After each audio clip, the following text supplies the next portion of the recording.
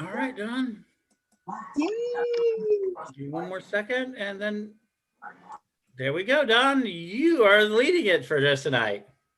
Hello, this is Reverend Don Lewis coming to you from beautiful Florida, and welcome to the evening's festivities. And now I have the pleasure of introducing the man of the hour, the most dangerous man in paganism, the goddess Eris' favorite son, Ed the Pagan Hubbard. Yay!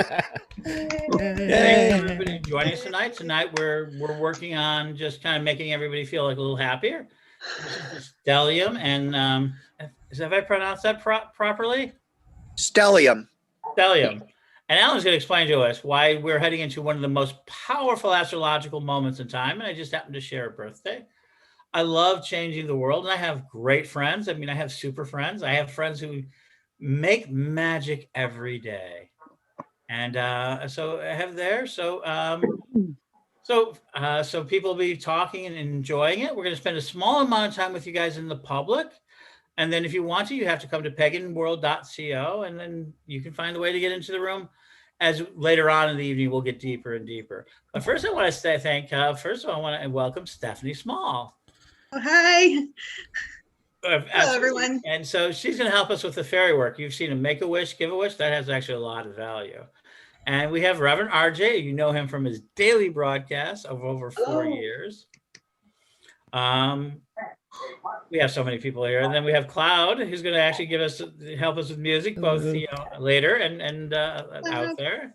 We have Tatriana leading. She's going to be with that. I mispronounce it all the time. What is it? How to do it? Teach them how to do it right. It's Tatiara. Tatiara. Yeah. Tatiara.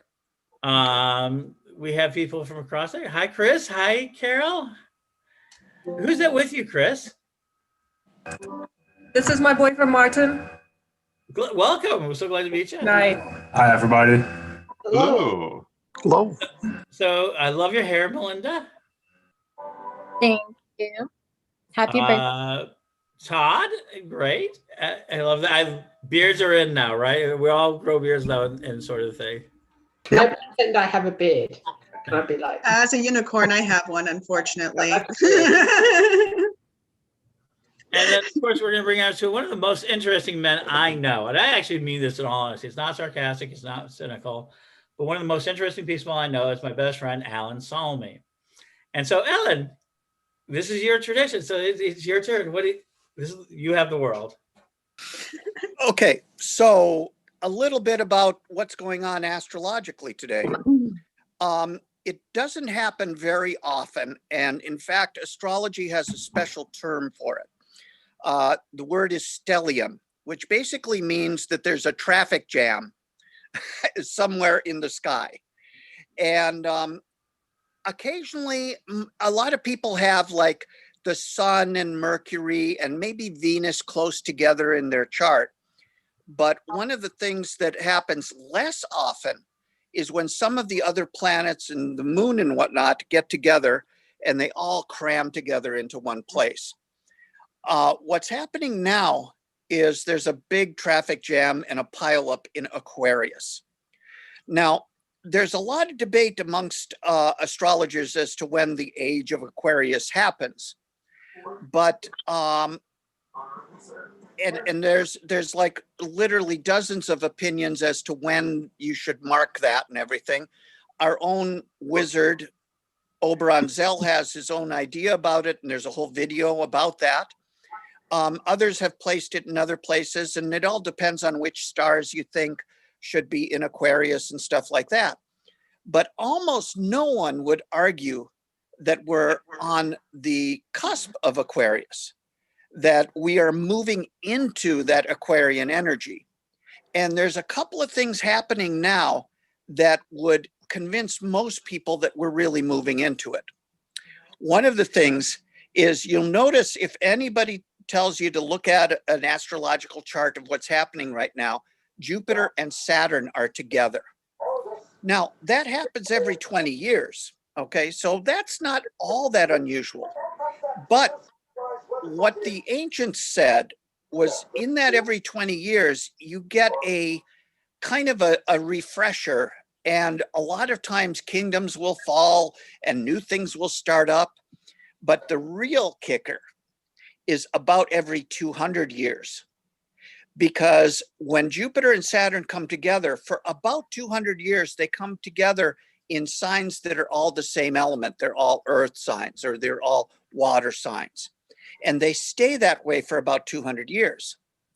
Well, what's been happening is we've had about 200 years in earth signs.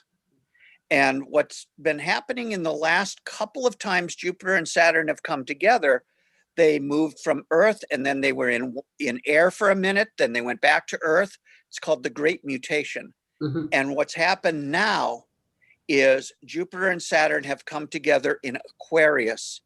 And now, for the next 200 years, these two outer planets that mark the sense of these ages for 200-year periods, they have moved permanently into air for the next 200 years. And along with that, we get this huge pileup in Aquarius.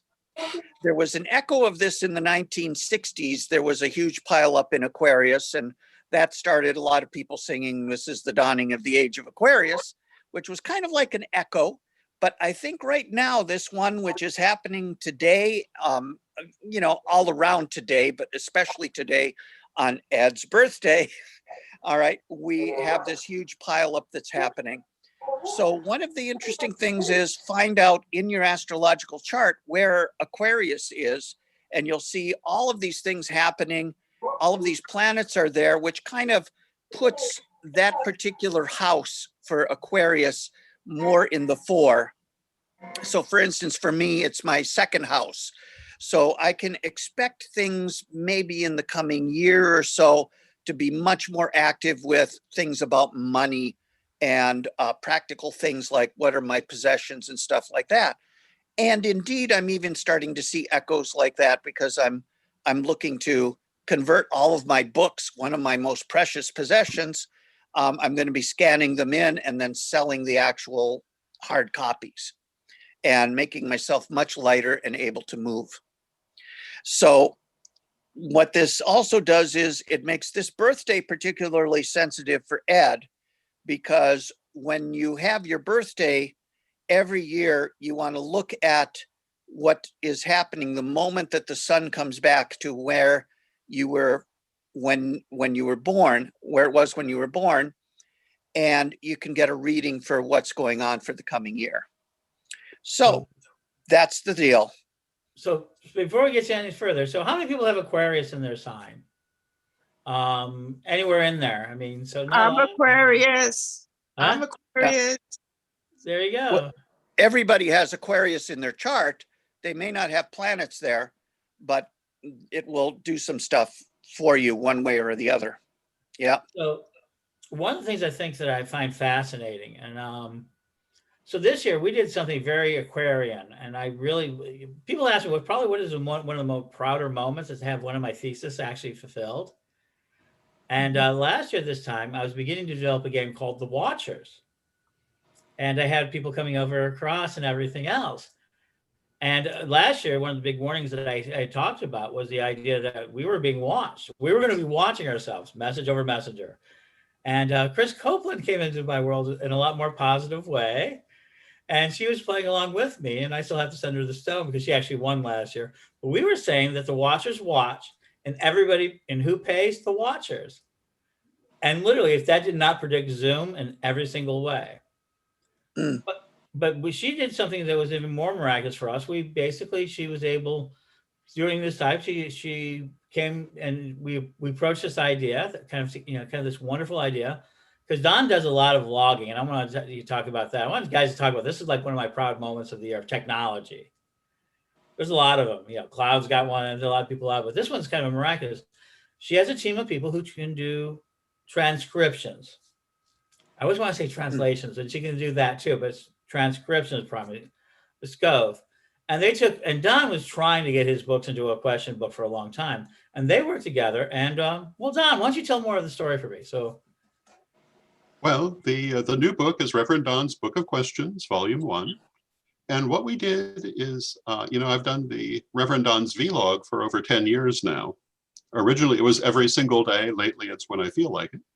But it went on for a very long time, and there are hundreds of questions. And Chris and her team basically went through and transcribed virtually all of the vlogs to become the basis of a series of books. I'd wanted to do this for several years because we talk about everything in the vlog, questions you'd never hear anywhere else.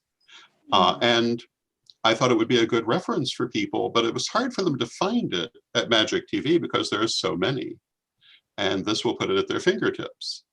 But I can tell you that I tried transcribing the vlogs myself at one point, and it's a very difficult process. But working with Chris and Scoth Transcriptions made it very easy. So thank you, Chris. Oh, you're quite welcome, Don. We had a lot of fun doing that project. My team loved it. And we can't wait we're already working with another author on a similar book. So thank you so much for that reference and or referral. And we were discussing that today. Interestingly, it's awesome. enough. That's why I'm a little bit quiet right now. We're working on that right now and getting feedback from my team on that project. So it's looking exciting. I'm very proud of their work. I think it will be a good thing for everyone concerned. Yay. I really appreciate it because this time last year, I was like a crazy person when I said we were going to speak a book into existence. So the magical thing that I've learned this year is we have the ability to speak a book or books into existence. Mm-hmm. And so part of the Pagan World Project, everybody out there, is that Chris has already spoken with it, and I've spoken with RJ and some of the people. We're going to do these year-long courses, including the virtual circle. We're going to do these year-long courses. And Chris and I have talked about, and we're still not sure exactly the way. She's a very detailed and very smart person, so I'm counting on that because you know me, master of chaos, Eris' his favorite son. No, a little correction there. I have an amazing team of people, and they make me look really good. And they do. And then we're going to work with helping some of these year-long courses to make them into books. Yeah. We're going to try this again, and through Corelling Publishing, which also goes to prove that we can virtualize anything. So when I talk about virtualizing a pagan world, last year Chris and I were enjoying stuff, and all of a sudden the world changed, and we were able to work together.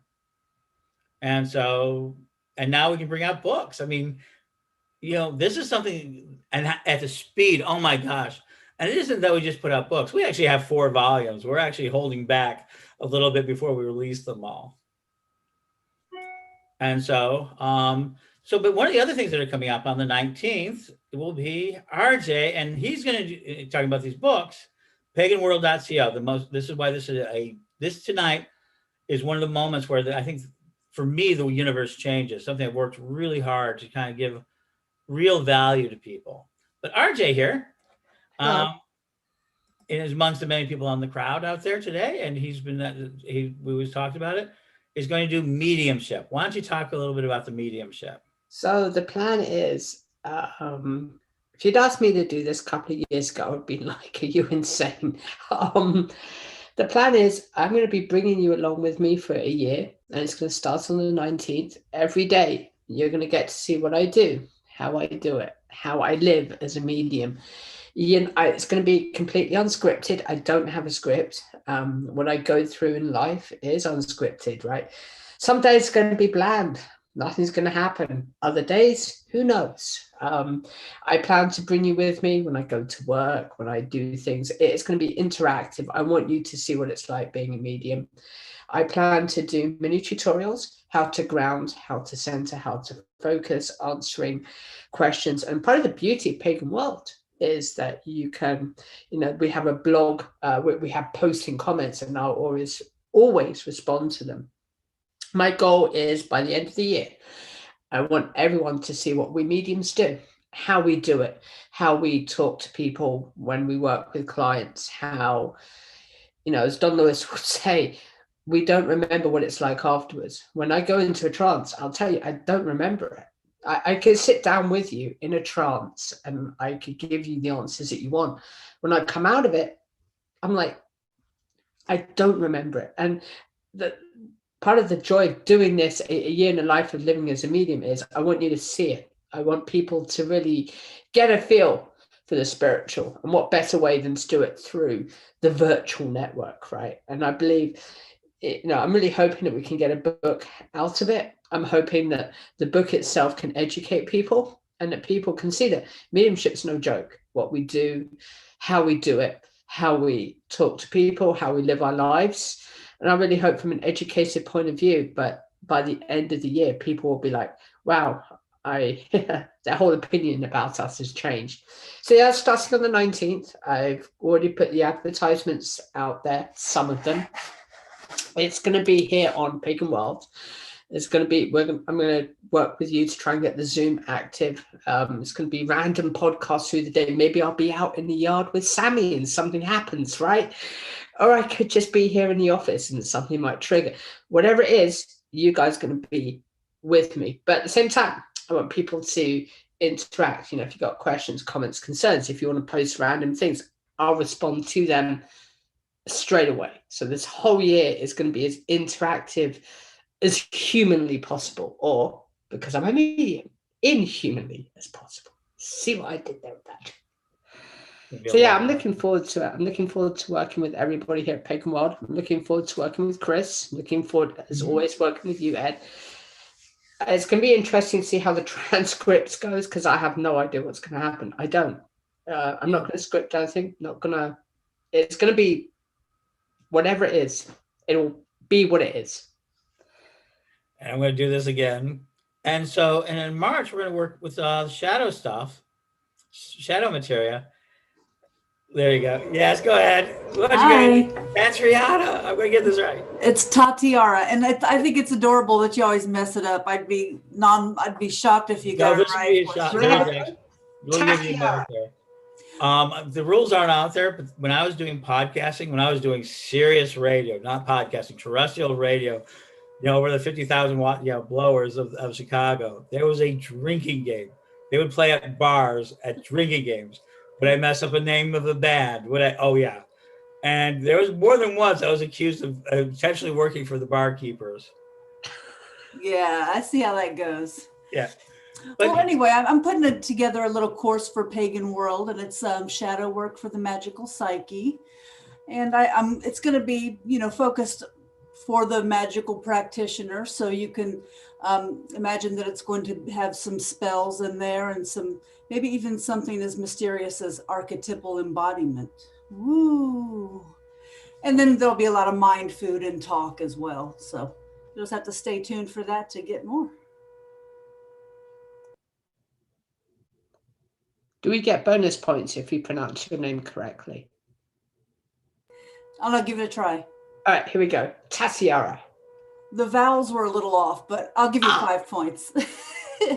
I have to tell my husband there's no a and there's no a. It's just Tatiara. But Tatiara. I still go by Nikki, so don't kill yourself over it.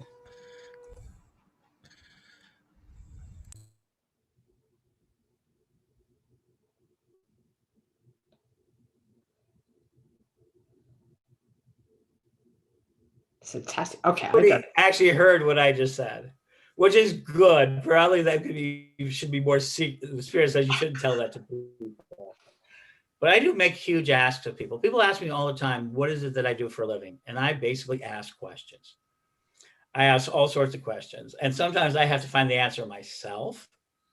Or sometimes I ask people to do it for me. And so one of the processes we have is something called the virtual circle. And the virtual circle is really very much about teaching and doing internet in this new Zoom universe. And I asked Reverend Mary Hawk and Lady Pammy, and would you like to talk about it a little bit for us, Mary? Sure. And hopefully my friend Hella won't talk over me. So Hi, Hella. Yeah, she's asleep. So what Reverend Pam and I are going to do is lead a year's worth of virtual rituals. Shameless plug, we have a dark moon ritual tomorrow night at 9 Eastern, 8 Central After that, please do your own math. I'm lost. We will be doing all the Sabbats, all the dark moons or new moons, and all the full moons. And it is a teaching circle in the sense that we're teaching how to do ritual if you don't know. If you just can't get to who you normally do ritual with, please come and join us and have some fun, do ritual, and let's develop how we can connect as pagans in this new world.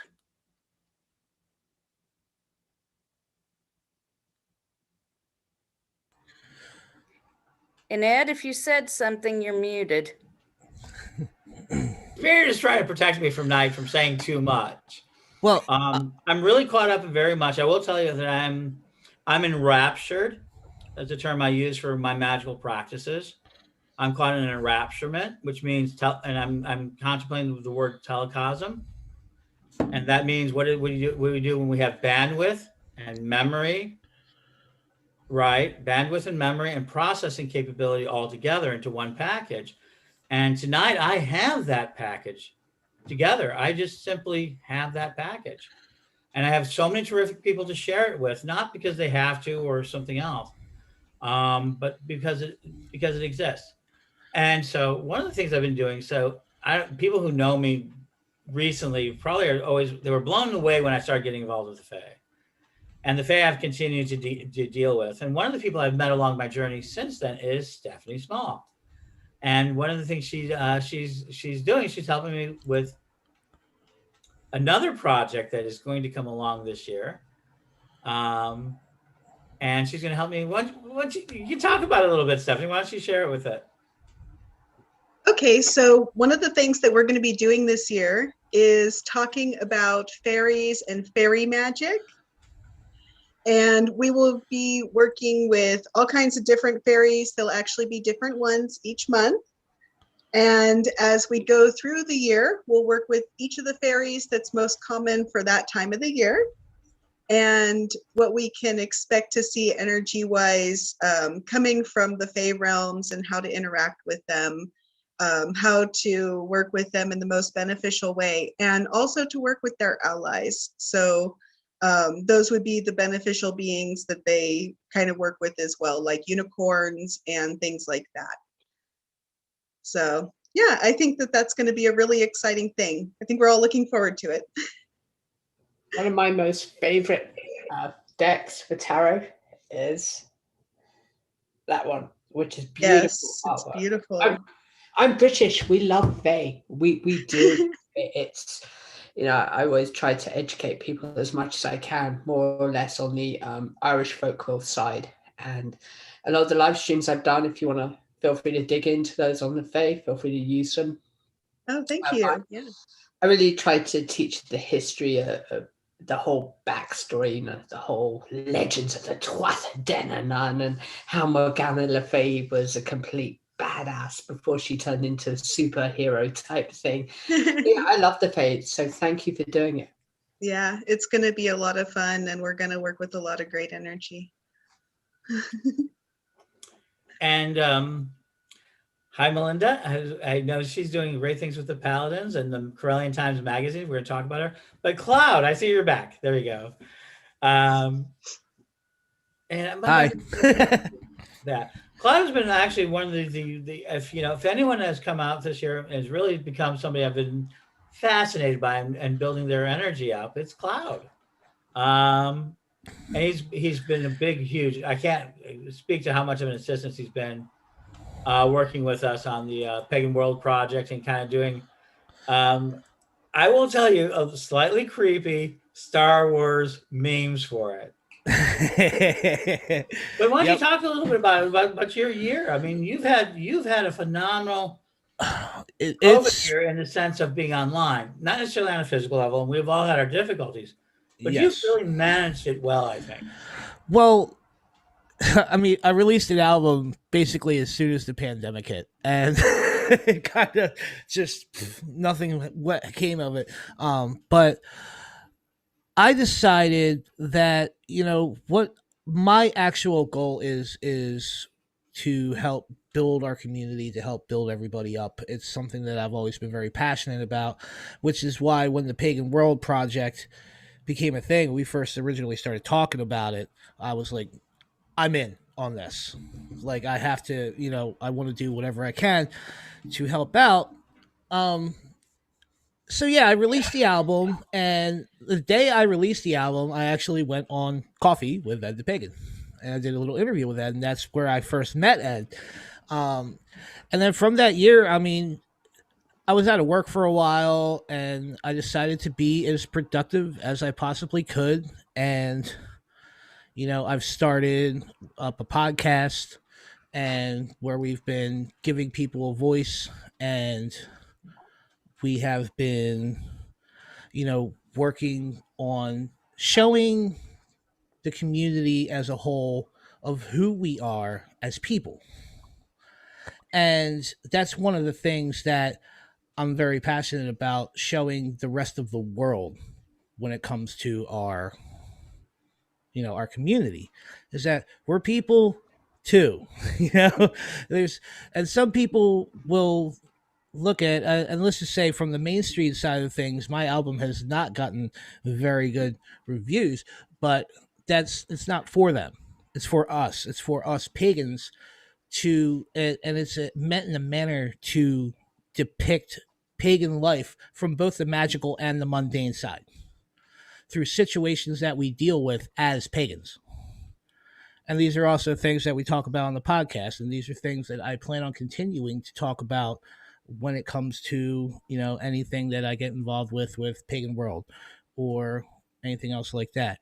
And I want to do what I can to help promote everybody that's putting in this work of building this virtual community right now, because it is the future of our craft. Yeah, it just is. Right now, we're literally in a position to where you can go online and find pagans to work with almost instantly. When when I was a young pagan, that was not the case by any means, and I'm pretty sure we're all aware of that. But yeah, so I have a lot of things in the works right now. And Tatiara, I sent you a message regarding the podcast. So you shall receive by the that way, shortly. I just did a great podcast today on Bell Book and Candle, and was able to talk up Pagan World, and she's looking for guests. So yeah, thank you so much, and I'll definitely reply to that soon, because I want to get that word out there. You know what I'm saying? Absolutely. So, Absolutely. One thing, let us go ahead and talk about Pagan World. One of the things that Pagan World will do for the communities, the vendors, the sponsors, yeah, and probably eventually the subscribers will be able to see things, but we really have available to us 200 hours of broadcasting capability. That's just a start. Let me go out and flat. We have 10,000 hours. If you didn't know this, we're bringing online by May 1st, 10,000 hours of broadcast material, and probably 30 or 40 hours of stuff that people have never seen. We're literally going to bring on 10,000, 20,000, 30,000 pictures we own in our own possession. So the idea of the pagan, I'm looking at petabytes. And so one of the things we'll be able to do is help people build podcasts and stream it. Yep. That's something that I'm actually considering. Yeah. And yes, absolutely. I mean, this is what we want to do. I've been thinking about streaming, and we're just talking about the fact that I have 273 days of nonstop pure thing. If I ran Pagans Tonight, every interview I ran from the day I started the year, it would take 273 days to finish it. I mean, like with streaming, one of the things that I would tell people is don't be afraid to do it.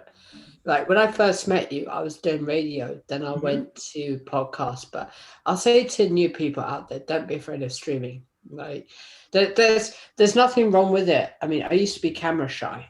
I was terrified of the camera. Now I'm not. And my message to people about Pagan World is, here's your chance. If you have, if you have a niche, right, or if you have like a certain thing you want to promote, whether you're a vendor, whether you're just not, whatever you do, this is your chance that, get to know us, trust us, right? But most importantly, have fun. I'll tell you, there's a lot of prep that I do before I stream. And I'll be honest, I don't script anything, but there's prep I do. I make sure that I've got all my notes and I know what I'm doing, right? Yep. So streamers, there's a lot Yep. that we do behind the scenes that you'll probably never see. Will I ever do a video showing you behind the scenes? Hell yes. But it most definitely will look like a boring office shot. But, don't be afraid of streaming. Don't be afraid to get your brand out there. Mark my words. I don't think your show's going to end up. I don't, if COVID ends, I don't think it ends. Your show starts in that room. I don't think it ends this year at the end of it. I think that's going to be one of the more exciting aspects of it. I agree. Despite the surprise, I was going to be like, yeah, I plan to keeping immediate.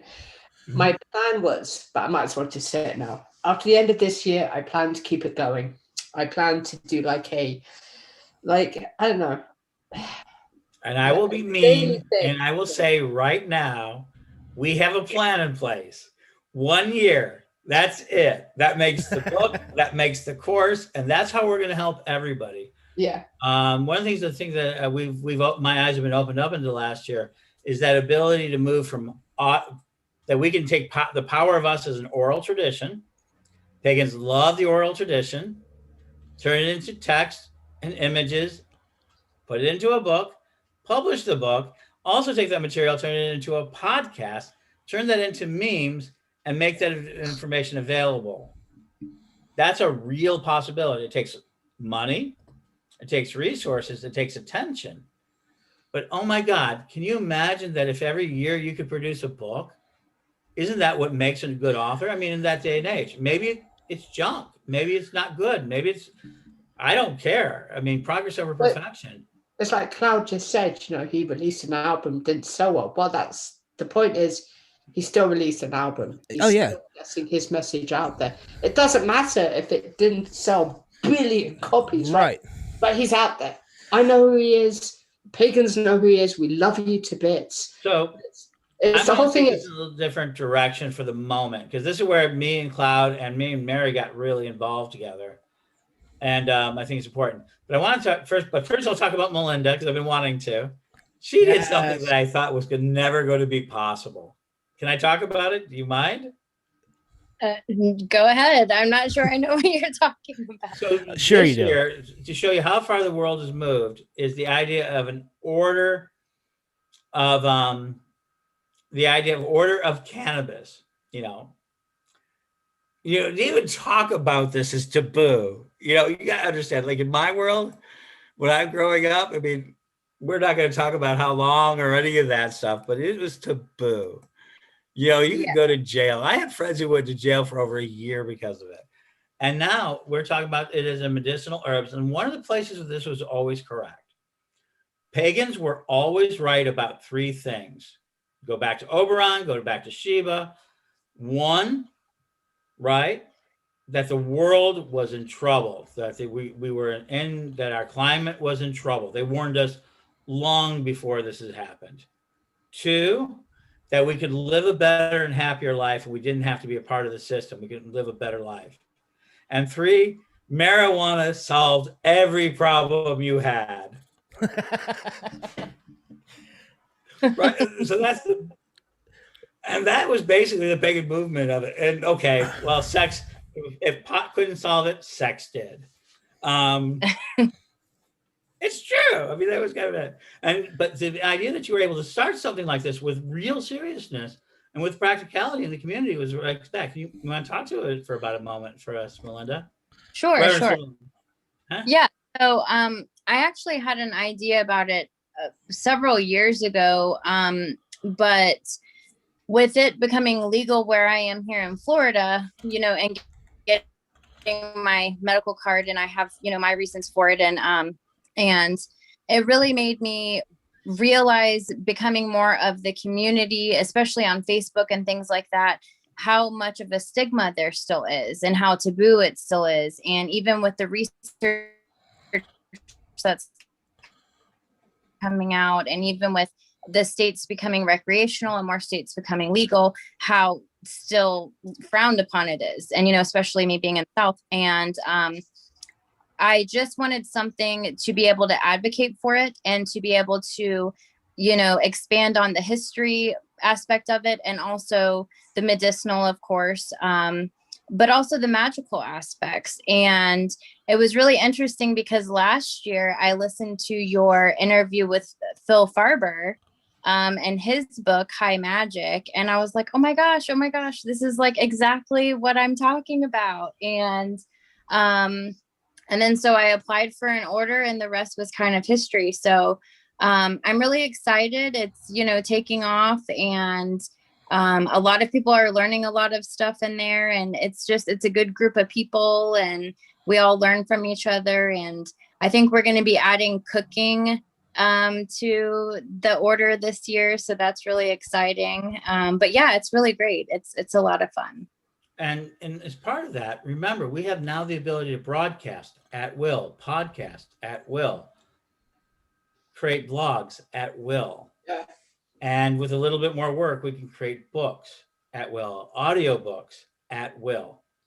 So what I'm telling you today is that you're at the core of the telecosm of the pagan community. And we'll be able to sell product, and we'll be able to do anything. The magical thing, auto-magicality of it all has really gotten to be down to it. So I want to talk about one more thing, and then Cloud offered to do some music, so I'm gonna take him up on the offer. But I want to talk to Mary. And hi, Carol. Let me go ahead and say hi to you. I don't want you to be forgotten there. Hi, Angel. Angel, we're going to talk about, when we're in more private space, I want to talk to you about fairy dolls and dolls, maybe even publicly. But first, Mary. So Mary was one of the very first people. She was one of the last people to actually get her services. But she was actually one of the very first people to ask me when she heard COVID hit. Oh my God, Mary was woman on the spot. She knew it was about to happen. And she asked me before I even thought about it. If anyone wants to talk about people who influenced me towards Correllian Education Ministry Broadcasting, CEM Broadcasting, Mary was like one of the first people to ask me the question, like, can you help me do Nashville? And then she was one of the last ones we did there, and we did it was a really good job. It was the first 8-hour stream, lots of first time things. It was a great thing. And we worked through it. But then Mary's now joined us to be kind of this sort of thing. So Mary's become a part of the virtual thing. So can you a little bit talk about where your mindset, because you, like where I'm going to say, Johnny on the spot, you were one of the very first people to realize, okay, I'm in a little trouble and I need to solve the problem. Well, with Nashville Pagan Pride Day, we've built really good momentum over several years. And for people who don't know, the figures in Tennessee for infection rates have been insane.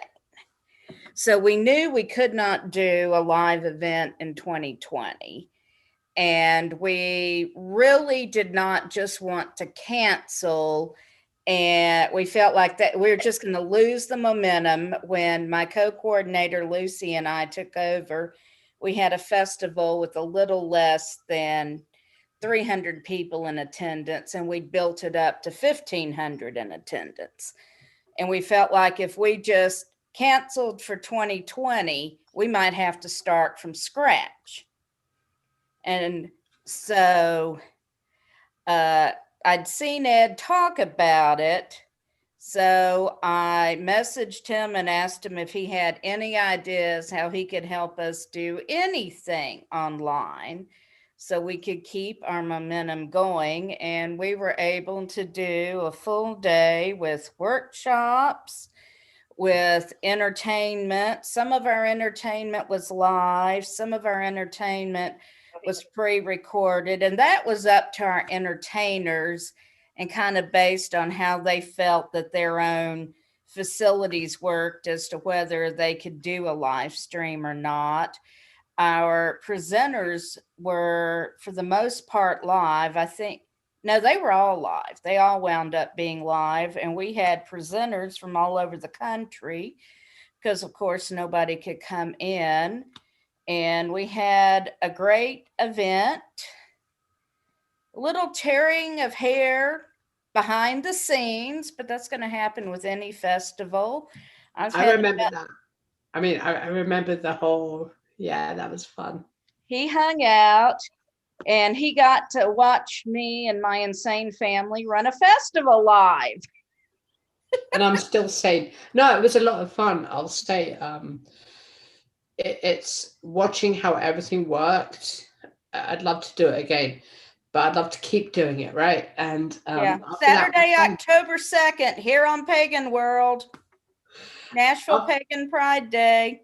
When you asked me to be a moderator, I wasn't sure what I was getting myself into. I'm like, okay, you know, I'd had some bad run-ins with Zoom, but yeah, after the weekend, it was legit cool.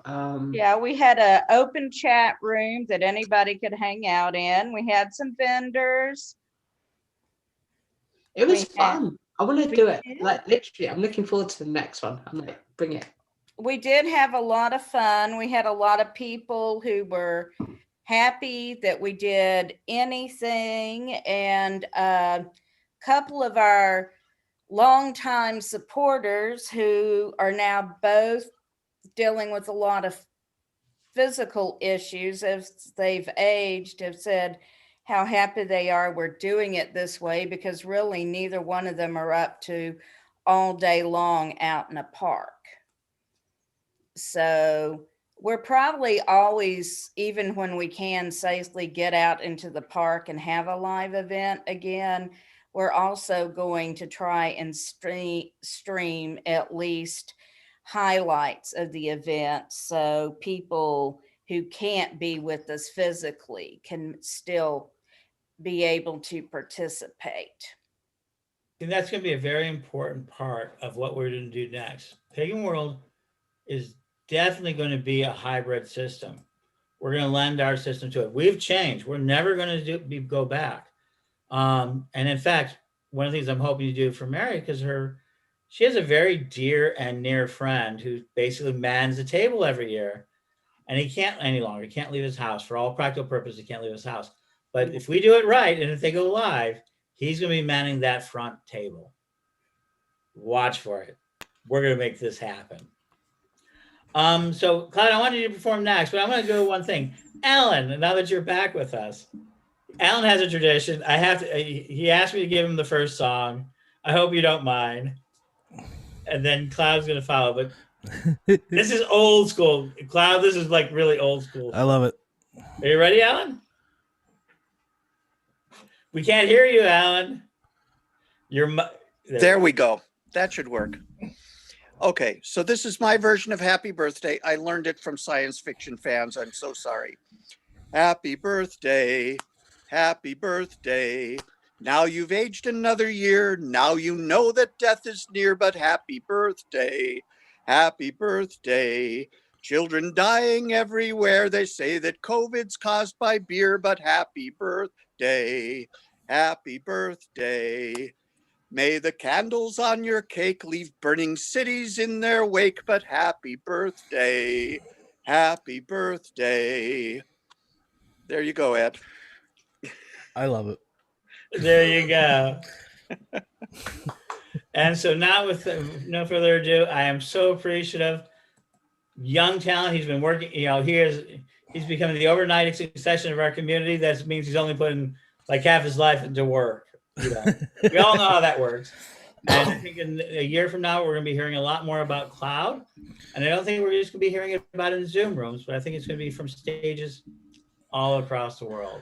So we're going to ask him to do a performance, and here we go. All right, so I got a couple songs planned for you guys. I got an old one, which was a request from Top Tiara, and then I have a new one, which is going to be on my next album, which is almost finished already. So I just have to share the screen to get the backing track going, and then we can go from there. So you're not going to see my fun little face rapping because I have to share my screen. Okay. So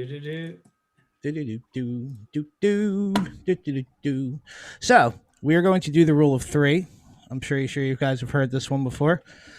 And let me know how it sounds, okay? Yo. Where my witches at? Want y'all to blow the chat up. You might want to think about it. What's your intent? Are you messing with forces that you don't understand? The rule of 3 might come and kick your ass. Another play that casts spells without a clear plan. Just think about it. What's your intent? Are you messing with forces that you don't understand? The rule of 3 might come and kick your ass. Another play that casts spells without a clear plan. I can rap about selling drugs and killing people. I don't sell drugs and I don't kill people. I can rap about whatever I wish. So my mission is to help and guide the young witch. That's right. But I'm not some all-knowing sage. Just a short, fat guy with a voice and a brain. People looking at my craft like it's some kind of game. But this is pagan rap, bitches. I ain't got no shame. That's right. It's all good though, don't bury that hat and shit. The topic of the day is the use of magic. People wanna cast spells when love and pay the bills. Try to talk spirits just to get some cheap thrills. Let me help you through, it's what you do. It's what you send out, might come back to you. Spell out with the wrong intent and watch the spell backfire in your energy spent. That's They call this idea the rule of 3, and it's really up to you if you want to believe that what you send out comes back threefold. It's the same idea as karma, truth be told. People don't listen and end up in positions and they're calling me like the universe didn't listen. Well, did you hold firm your intention and center it ground? I guess I gotta break it down like you want to think about it. What's your intent? Are you messing with forces that you don't understand? The rule of 3 might come and kick your ass. Another play that casts spells without a clear plan. Just think about it. What's your intent? Are you messing with forces that you don't understand? The rule of 3 might come and kick your ass. Another play that casts spells without a clear plan. Now, if magic is manipulating energy, and if energy is everywhere, then what's that mean? Think about it for a sec. Hold on. Do the math. Means anything you put up there can shift others' paths. Write your spell on a selfish tip, and you very well could cause a world of shit. If not for you, then for someone else. So you better plan out a clear intent for your spell. Now one more thing about this rule of 3, yo, the changes that it makes, they could be unseen. Ever so subtle, but one day you will be just wondering why things never came to be. Think clearly if you want to succeed when you try to cast magic in the rule of 3. Remember what I said, yo, and take it from me, because it's up to you if you really want to believe. You might want to think about it. What's your intent? Are you messing with forces that you don't understand? The rule of 3 might come and kick your ass. Another play that casts spells without a clear plan.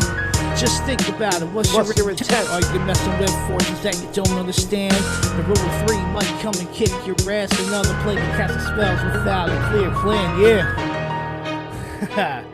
Let's try something. Oh, shame.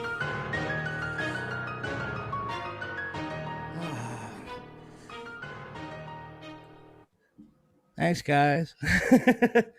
Dude. We just get a hell yeah up in here. Thank you. All right, so I got one more, and this is a new one, and this is one of the more raw ones that I've written.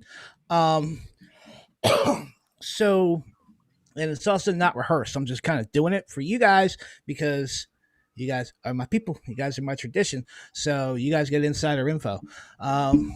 So basically, this song, it's called Preceptor, right? And the idea of the song actually piggybacks off of a song that I am currently working on with Sir Melinda.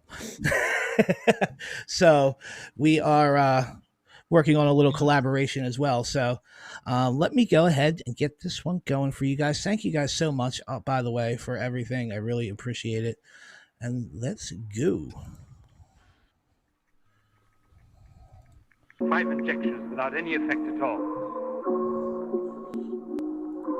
I refuse to give up now. We'll try radiation.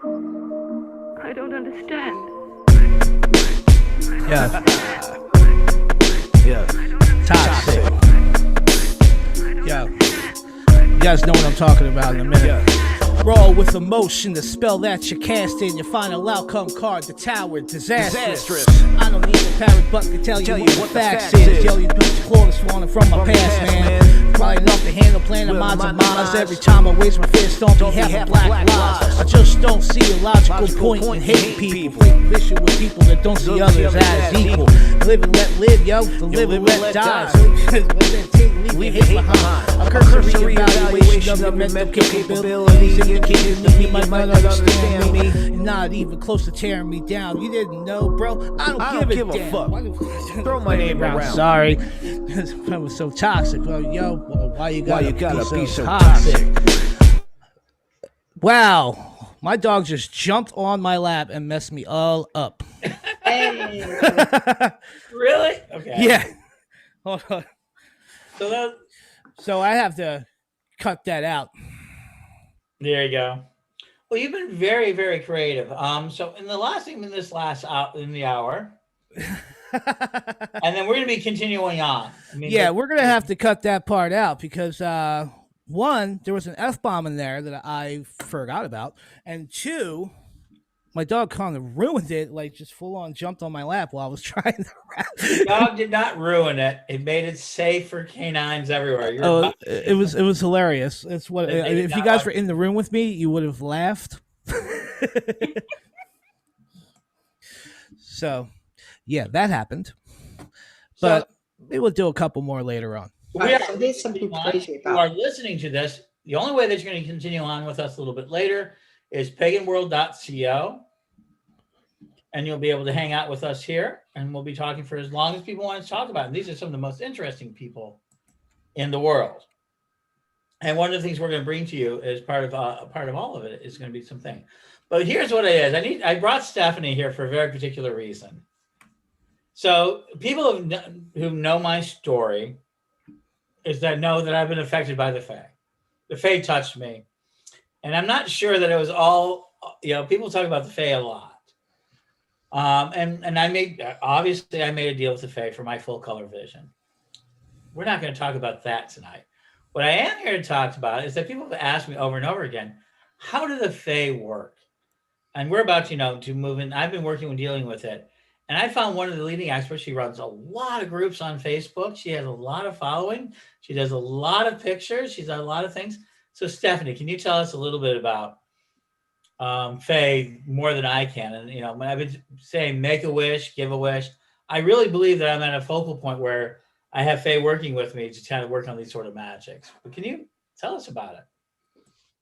Sure. So if you're here, you're probably working with Faye, everybody here. I think that energy is so permeating in this whole thing that a lot of us already kind of have a feel and work with them energetically. And there's a lot of different kinds of Fae, and a lot of people are most familiar with the qualities of, say, genius loci, the local nature beings. But there's also other kinds of elementals. There's even conceptual elementals, such as, Fae that embody concepts, even such as math concepts or science concepts. And so, it's not just the idea of a being just a aspect of singularly nature, but it's also about it being a part of all of the qualities of life.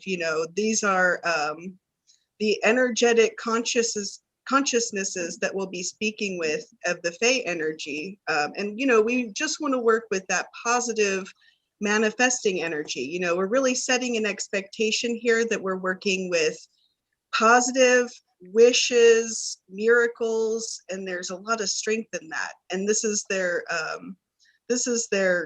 foyer. So a lot of people think nature, but actually you'll notice in a lot of texts that actually Fae deal more with the quality of miracles. And that's because we consider miracles to be the most miraculous of all of the human abilities to manifest. It's actually manifestation, and there's lots of different kinds. So one of the things that I think we all know is that we all have relationships with different kinds of Fae. You know who you like, who you maybe don't have as good a relationship with. And a lot of the time it's because we've had a past life, where we've interacted with these beings. Sometimes we come from a religion or a culture where we've interacted. Sometimes a past life has interacted with these beings. And so you're bringing in pretty much, the idea and concept of a Fae or astral buried being is all over the world. And one of the things that we think is most marvelous about them is their ability to, as we call it, manifest physically.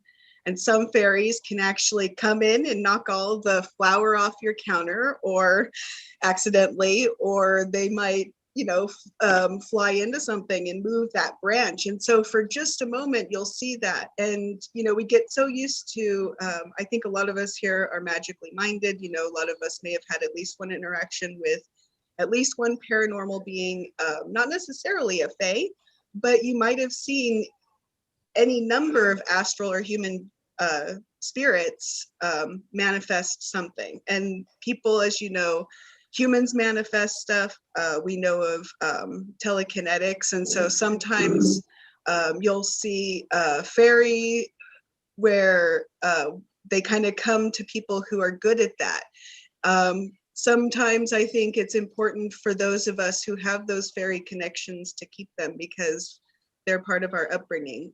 When I was a kid, we left out food for the fairies, and well, technically milk for the fairies, and we left out food for the ancestors. We were a blended family and had, my dad was Shinto Japanese, my mom was, or a Buddhist as well, and my mom was Catholic, but very Irish Catholic. And so she brought with us a lot of the traditions and still teaches them to this day, especially from Ireland. So it's kind of fun, and everybody has their own fairies they work with, and we want to work with the most positive, powerful manifestors for good. So that's the lowdown of fairy energy. So a lot of you might already know of at least one fairy.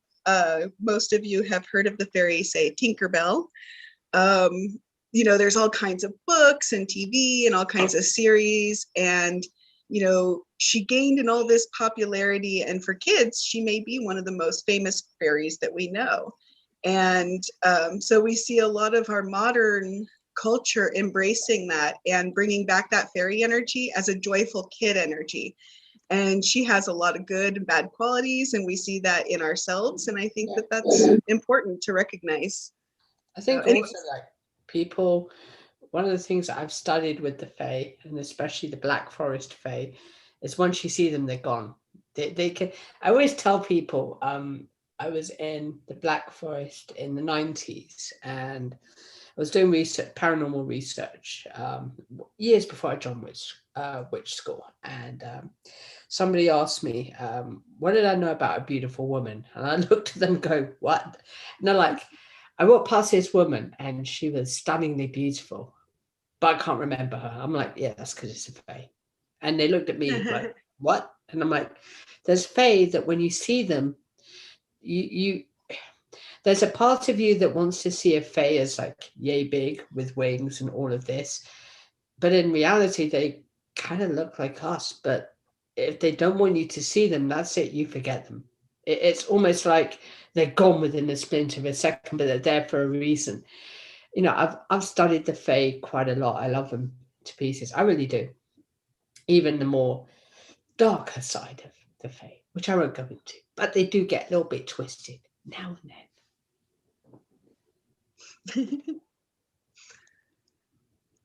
So I do have a ritual prepared. Did you want to do that, or do you want to wait on that? I think you should go right ahead and do that. I think that's a perfect time.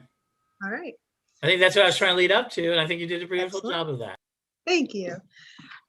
So right now I'm not going to be watching anyone. I'll be watching my own screen for just a moment. And let me go ahead and offer it. When you just started over again, I stepped on you. I didn't mean to. And when that's over, I want Dawn. Yeah, then we'll be followed with Dawn. Dawn will be following out with whatever it is interesting to Dawn. But please, Stephanie, and I've been looking forward to this. Awesome. So we're just going to take a moment to ground, because when we're working with energy, we want to be grounded. A lot of us don't say hello to our bodies enough. So just ground and run that energy. So all you guys have to do is just relax. I'm going to read through the ritual, and you can enjoy it and do your visualizations as you like. In perfect love and perfect trust, I cast the sacred circle thus. Gathered and blessed the sacred night, we call upon the loving bond of light. Each of us calls our inner love to keep us safe below and above. Behold, I do cleanse this space, keeping pure the sacred space. We receive only positive blessings. We cleanse, purify, and clear this space.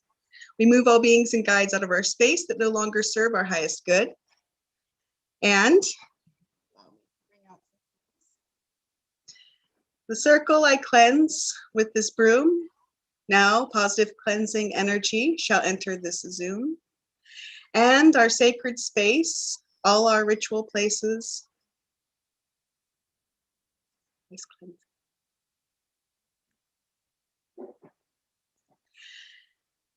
Now here I do by bless this space. Blessed be to Mother's grace. From the mundane I cut away to enter the realms of God and Fae. I call to the Eastern guardian of air's power, mind and intellect, watchtower. Elementals and Fae of air, I call to thee, protect this circle. Allow here only positivity. I call to the Southern guardian of fire's power, passion and actions, watchtower. Elementals and Fae of fire, I call to thee, protect this circle. Allow only positivity. I call to the Western guardian of water's power, emotional sacred watchtower.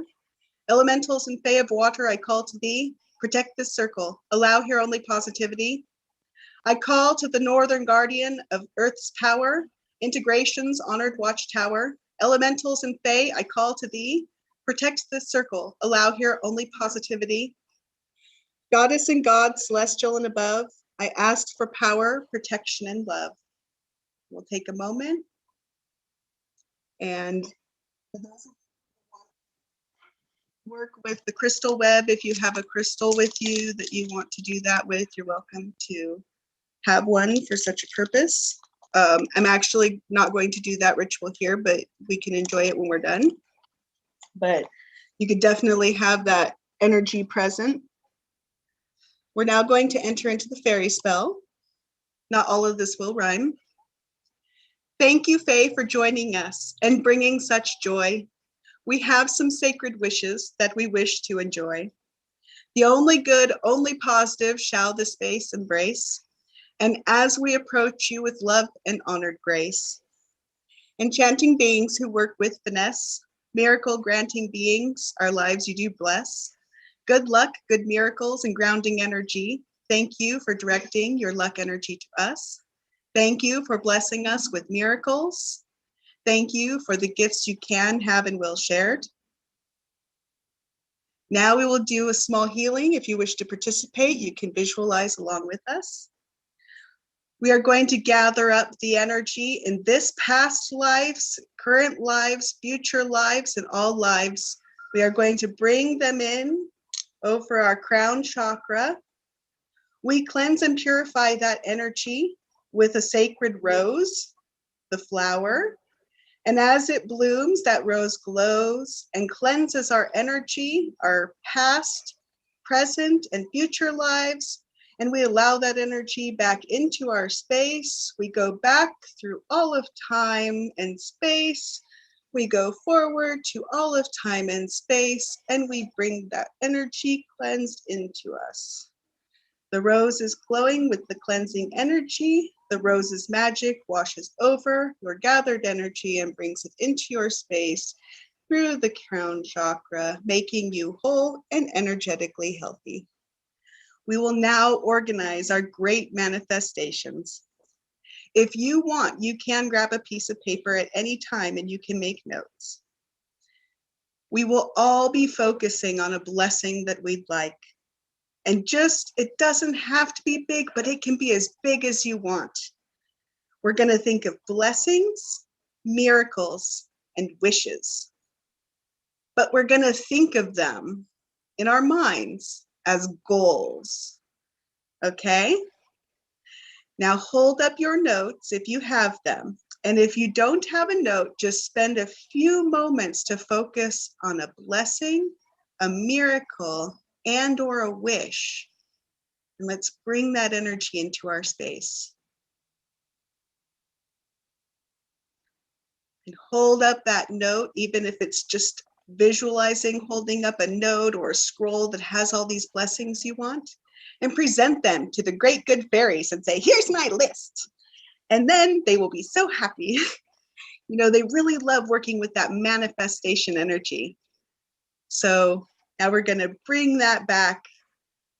And we say, Faye, thank you for the blessings you are bringing into our lives. Faye, thank you for the miracles that you are bringing into our lives. And Faye, thank you for granting the wishes that you are helping us to manifest in our lives. Faye, we let you know our wishes and miracles desired.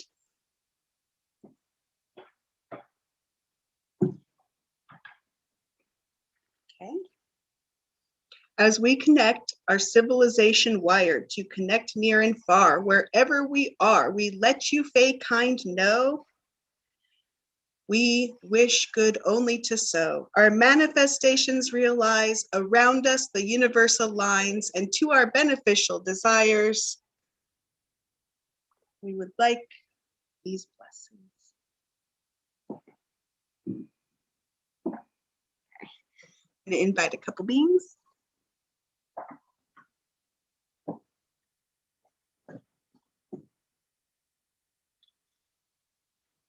We're bringing in the fairies, all that beautiful energy we want to bring in.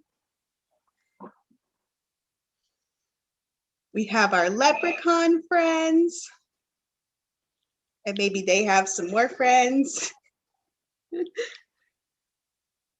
And then we're bringing in the unicorns. I got this from Oberon in Morning Glory.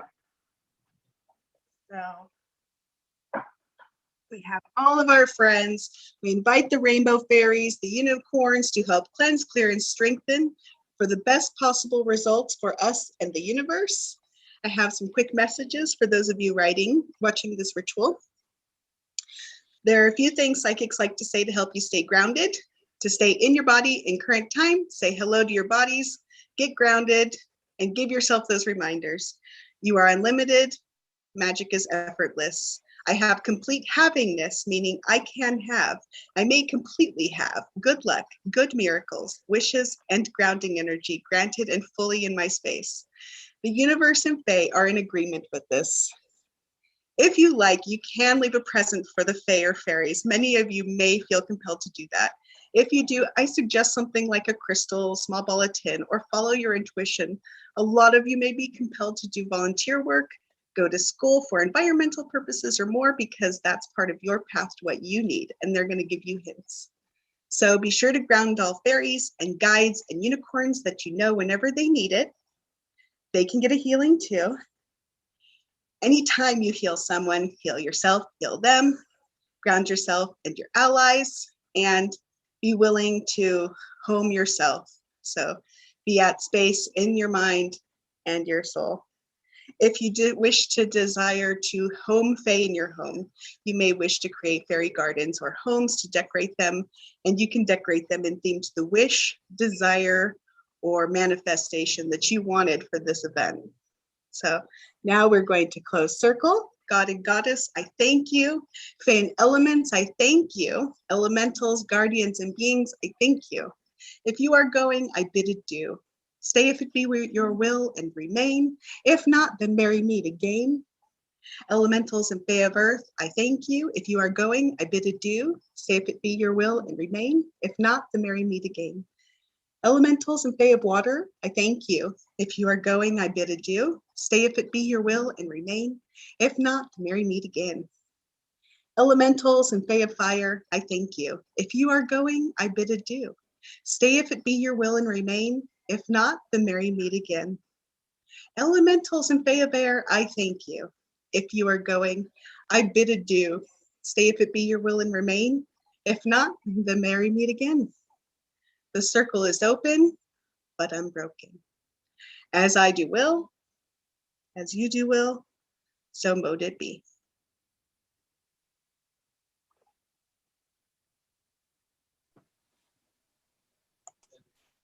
That was lovely. Thank you. Thank you. And I also have grounding ritual too that I have recorded if people need something, they can just let me know, because it's like 10 minutes long. Very cool. A rush of energy for that. Thank you.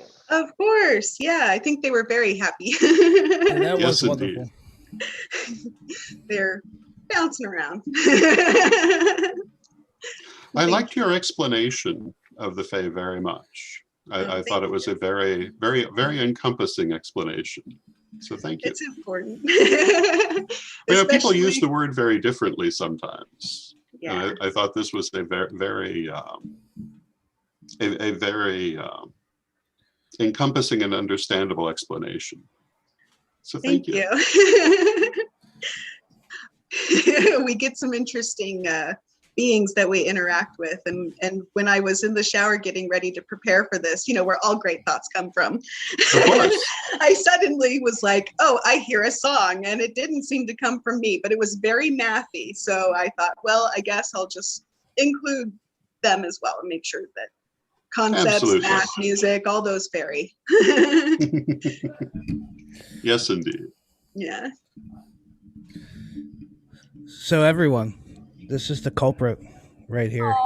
Hello, culprit.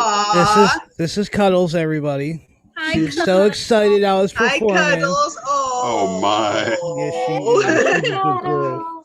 She's a good girl. All right. But you gotta go back to bed, okay? One of the interesting things about this format is getting to see everybody's pets. Yes. The Cuddles and the Sammies and the Hellas. And I don't know where she is. Hold on, let me try this again. Sammy! Come on. Sammy! Hello! Aw. Hi.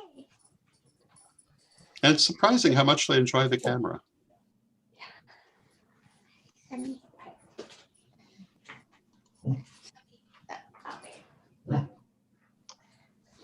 There we go. See that? Oh, what a cutie. She's loving it down here. That's good. Yeah, what are you doing? What?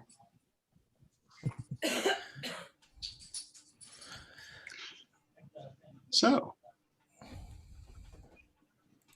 it's certainly been an interesting evening so far. Yes, agreed. Lots of important subjects, interesting people, dog attacks. What more could we ask? Well, I suppose we could say you were attacked by Cuddles. Yes. And that takes on a different... Everybody hug Cloud. There we go. Yeah, it was. But yeah, so that was fun. But one of the things that as you were saying, Lord Don, is that it shows us in our element when we're doing these virtual things. We're at home, we're living our lives as we are, and the things that we deal with in our households and all of that. And that's all true to life. It's all real, Yes, indeed. It's not polished and everything's all perfect, and so I appreciate it. Yeah, it adds a great depth. Yes. I'm very humble. Like, people always ask me, like, do I do makeup and all of this before I shoot? I'm like, no. What you see here is what I am. I don't hide, right? But that's why I love Zoom so much, is it's all very personal. Everybody gets to know each other. Everybody's kind of chilled, right?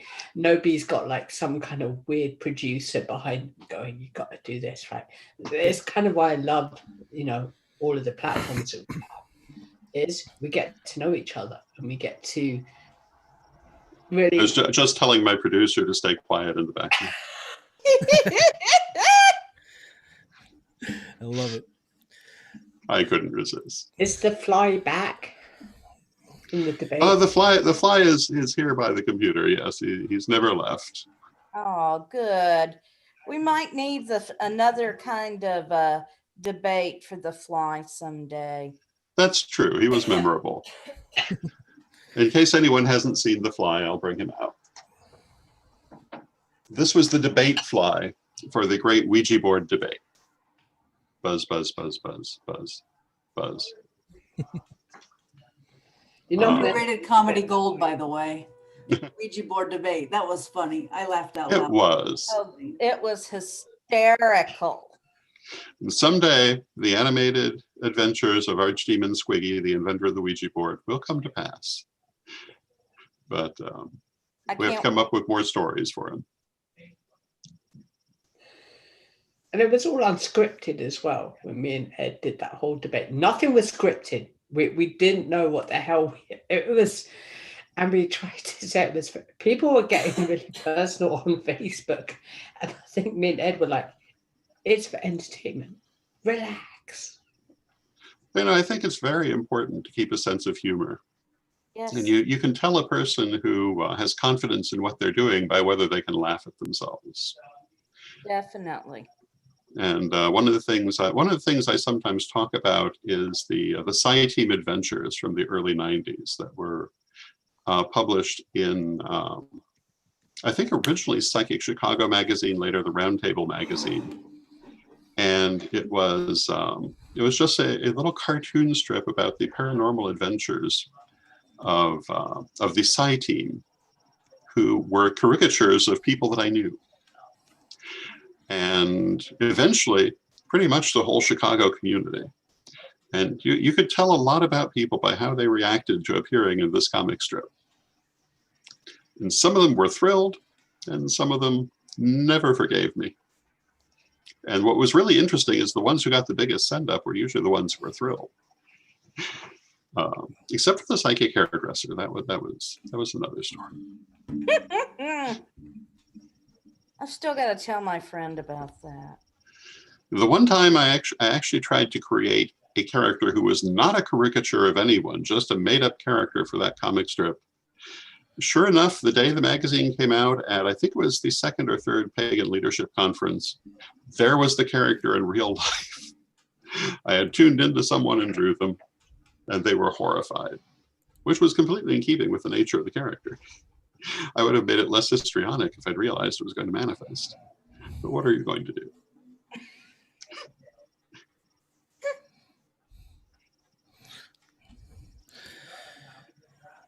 So we've talked about the Great Stellium. We've talked a little bit about the Crystal Web. We've talked about the Age of Aquarius.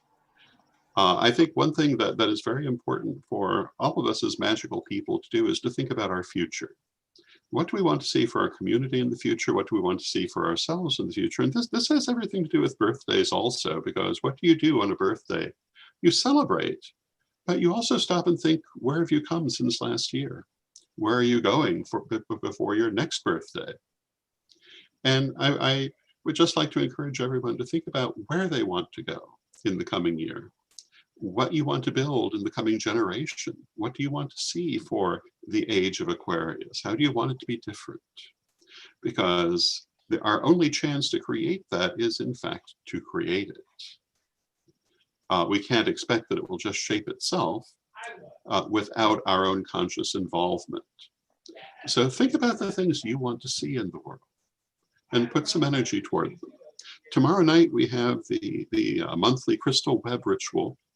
And we're going to, in addition to the ordinary ritual, we're going to be focusing energy toward the shaping of the new age through the energy of the stellium. And if you have the chance to join that, we certainly would love to have you do so. You can do so just by tuning into the ritual whenever you happen to see it and add your energy in by following the visualization.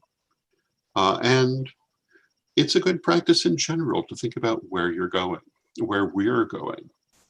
And I think that one of the things that sometimes takes people by surprise is they don't stop to think about where they're going until they get there. And all the things they didn't think about then trouble them because they had not planned for them.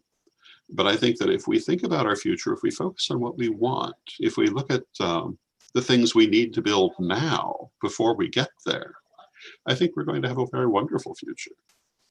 And I certainly hope it's a future with more social justice than the past, a future with a more conscious embodiment of spirit in the material, consistently and constantly more, a more magical future because, everyone does magic subconsciously anyway. But I think that as we learn about it consciously, we have far more ability going forward. So those are some of the things I'm hoping to see. And does anyone have anything they would like to see in the future? Since we're talking about birthdays and wishes and moving forward, what do you want to manifest for the future? Don't all speak at once. Not so much on a personal level, but I'm really ready to just have people be taken for who they are, where you don't have to have dress a certain way, look a certain way, that you can just let your freak flag fly and shine out, and that's what the world needs,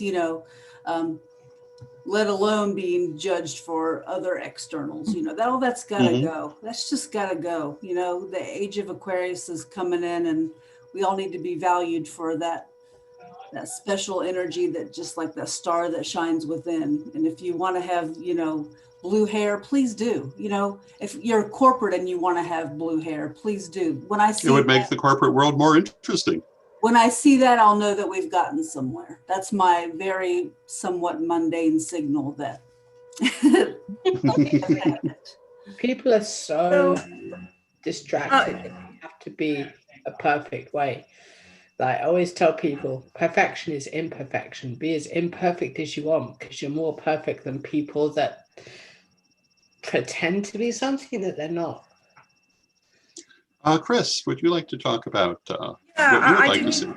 I do need to leave in a few minutes for my other gig teaching, but what I'd like to see is a continuation of this project, or these projects that we've started, but with additional pagan writers. I'm excited to see so many pagan voices in the room today, and to hear the knowledge that the collective body of knowledge that the Karelian tradition has to offer is endless, and the world does need to hear about this, and does need to see what you have to offer as individual writers as well as collectively.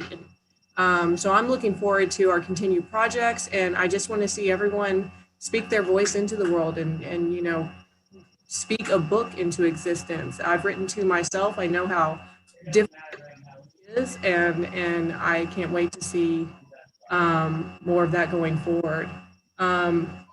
So yeah, that's mine for today. I do need to get going for that other gig that I do. But I have had so much fun this evening, and I just thank you so much, Ed, for inviting me. And I'm looking forward to future events on Zoom like this. So thank you, everyone. To see you, Chris. For wherever you are, or good morning. Good Thank night. you for being here. Yay. As a grandmother, I think an awful lot about what kind of world are my granddaughters going to live in. And especially one of them is autistic. She's incredibly smart. She's incredibly creative, but she is not going to fit into any normal type mold. And we need to create a world where she can be herself, and express all her creative gifts. I mean, like when she draws a picture, when she's done with her picture, she comes and tells you this long story about the people and the animals in the picture. She's not just drawing, she's telling a story. There's just so much creativity there. But like Tatiara. Yes, thank you. Talking about, we need to create a world where everyone can be themselves and express their own gifts, and not try and fit everyone into molds. In a world where, I raised my daughter by myself, and things were very, very hard for us for many years. And we truly, truly need to change the economic system here in the United States and create something that is more equitable. Mhm. Very good. Wow. I walked in on it. I We were didn't just- accept, it's a very deep conversation. I was dealing with my grandbabies. Still kind of getting used to being a grandparent, even though I've done that for a couple of years. So thank you. I mean, What were you talking about? Oh my God, I feel like I walked in the middle of a Changes. conversation. Like, what people would like to see for the future? I have one. What I want to see is more people not being afraid to speak up if they're pagans, like younger people.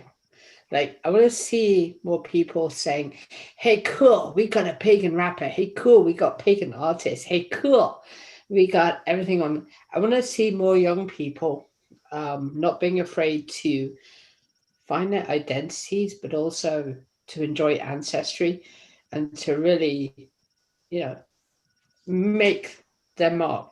As for being normal, Mary made a good point. I want to throw away that word normal because it means nothing. And it doesn't matter what disability, it doesn't matter what you have, doesn't matter anything. You're you. Normal is just this irrational trap that we have. I just wish that people would see others with gifts as being someone really cool to talk to, right? Really creative, really out there. No, we must be the change we want to see. We must demonstrate this attitude. We must make this world. And when those young people come to our community, we must welcome them. Yeah. And we must realize they may be a little different in how they look at things than we have been. But that's part of this message, that everyone is individual. Different people will have different ways of looking at things, and this is part of the beauty of life. It is. Although I will share that I am glad my daughter outgrew the stage of walking up to perfect strangers and saying, "Hi, I'm Frankie. I'm a bisexual pagan. Do you have a problem with it?" That is a good stage to outgrow. That's awesome. I think in the future it would be beneficial for us to see the disposal of unnecessary labels. Yes. Because over labeling things is dividing us. Like people coming out with new names for things and just saying, oh, I'm a pan romantic, going into have 7 ways to describe themselves.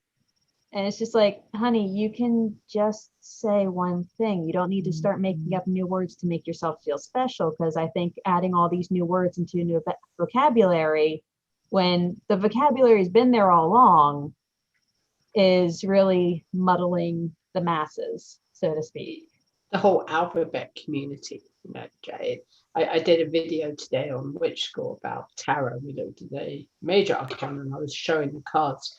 One of the things I pointed out, I was trying to challenge the men who are watching, saying, by the way, you're male and female at the same time. I'm trying to challenge you into thinking that, because all of these labels, right? You're LGBTQ plus A through Z. No, you're still human. I don't know that Z is normally accepted as part of the continuum. Yet seen it. Can I be? I'll be the first Z. I mean, I'm a Z. Just kidding. I'm a Z. No, my point is And please file all complaints to edthepagan@gmail.com. I'm more than happy to hear your hatred. The most dangerous man in paganism. Yep. So we have T-shirts that say Ed the Pagan on it. Could be we probably should look into that. The most dangerous pagan. We used to have buttons. I will buy the T-shirt. I'm still waiting for that bikini though.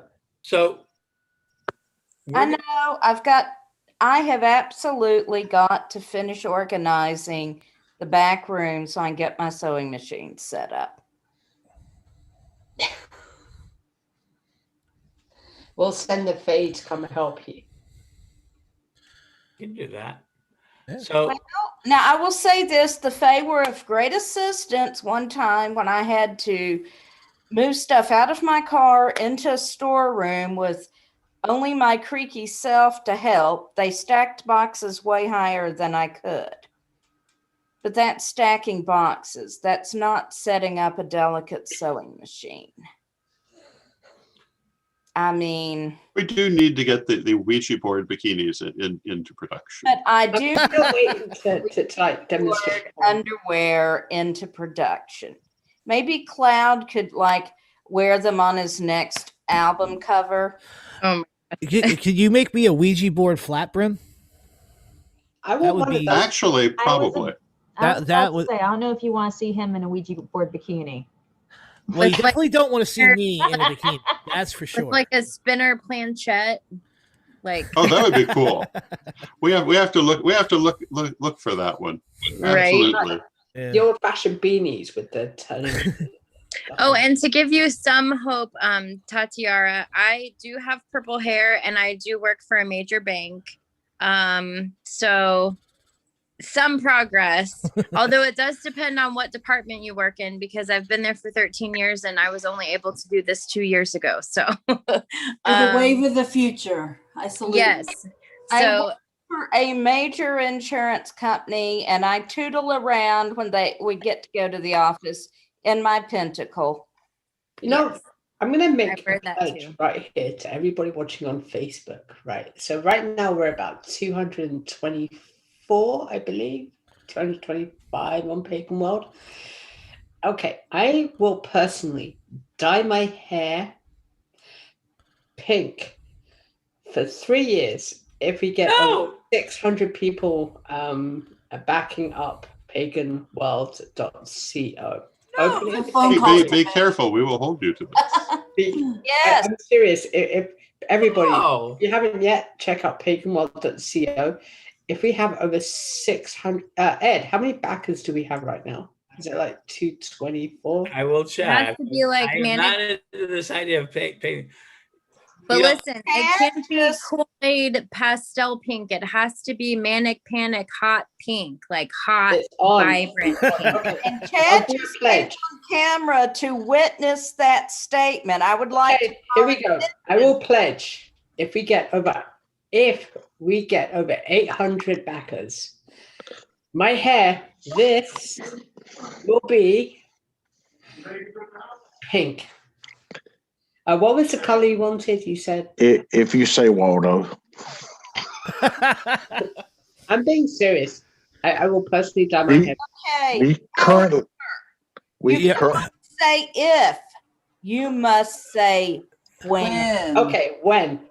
Okay. There we go. Okay, When? Rev Ravenwolf, if you send me a few pictures of yourself, right, I will make memes and post them all over the internet about this challenge here. Oh, it's on. Yeah, so go ahead and send me a couple of pictures, and I will make memes, and I will post them up on Pagan World and the Daily Spell and everywhere, and I will blow this thing up as much as I can. Alrighty then. I'm in on blowing it up. This So, is hey, gonna be fun. So a status on the side. We are currently at 231 users. I just verified 6 more. It's going to be over Yay. 800, guys. Come on, what are you doing? So understand that Chad is actually gotten position number 1 because he's the admin. So when you say your first friend is probably going to be Chad. So he's like the Tom of MySpace. But for Yes. Pagan World? I don't have. Does He's that Pagan mean? Tom. Wait a minute.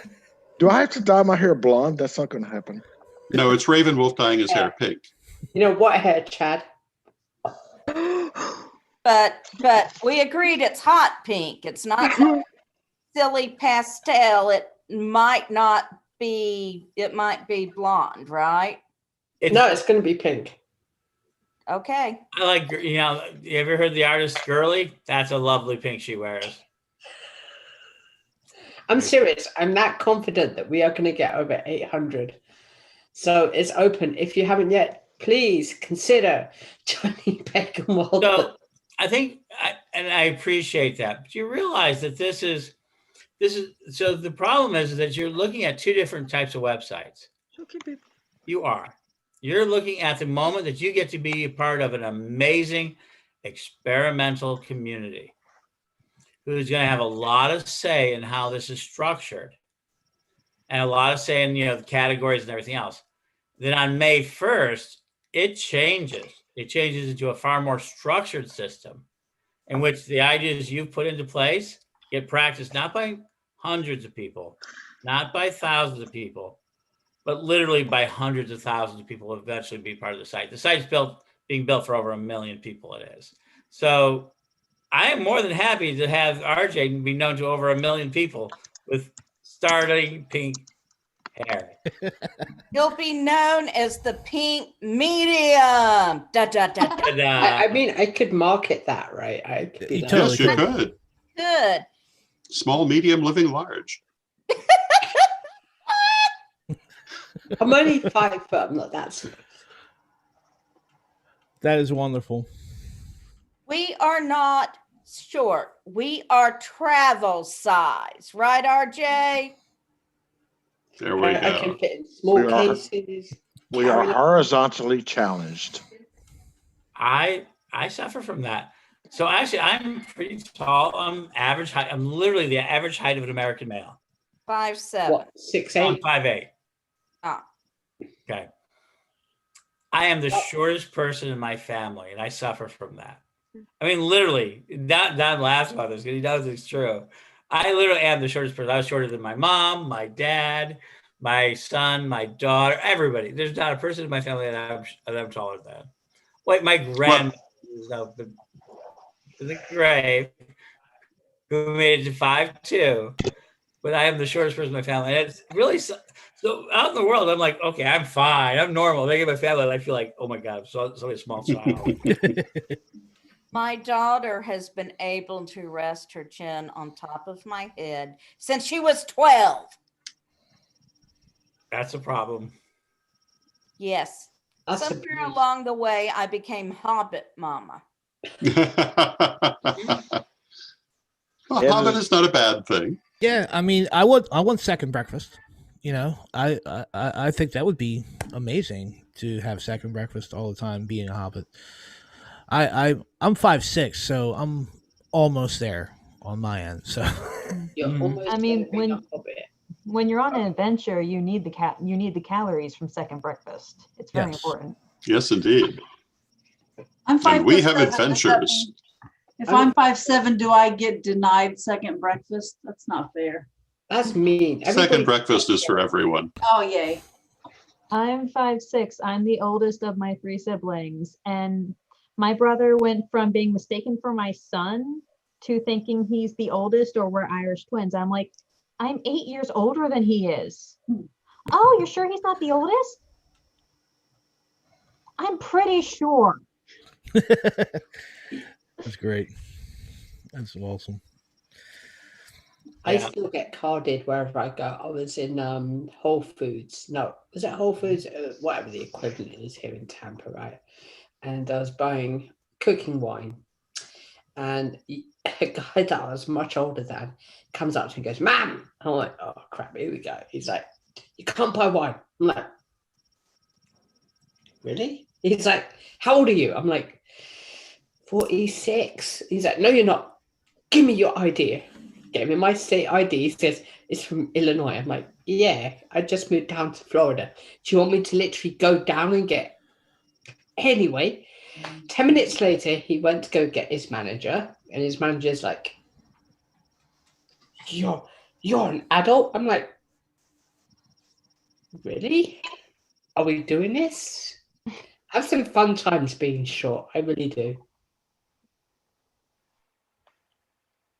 I have been carded for cough syrup with gray in my hair. You've been carded for cough syrup. In the state of Tennessee, That you explains must Tennessee. produce ID to buy cough syrup with Dexa something in it, because apparently If you chug 5 bottles of it back to back, you get a high that lasts for 15 minutes. I can't see you doing that. No. I can't see can't anybody going.